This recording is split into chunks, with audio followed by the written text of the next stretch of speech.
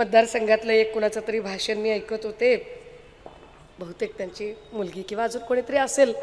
मग ती बिचारी रडते, ती बिचारी पाणी पिते, ती बिचारी पुन्हा पुन्हा रडते, ती बिचारी पुन्हा पुन्हा असं एकदम तिला कड येतोय, असं आवंडा गिळून गिळून ती बिचारी. आणि म्हटलं अरे एवढं एवढं असं काय दुःख झालंय. तर मग आमच्या पप्पांनी खूप काम केलं, आमच्या पप्पांनी एवढं काम केलं ना की पप्पांना आमच्याकडे बघायला मिळत नव्हता.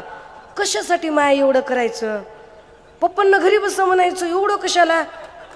म्हणजे पप्पा काय आम्हाला काय असं भाकरण भाजी चुरून खाऊ घालत होते का काय?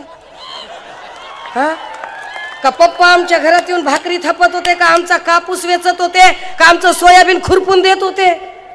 पप्पांनी आमच्यासाठी केलं म्हणजे केलं काय, केलं काय पप्पांनी आमच्यासाठी? मग आमचे पप्पा काय नाटक आहे, काय नाटक आहे.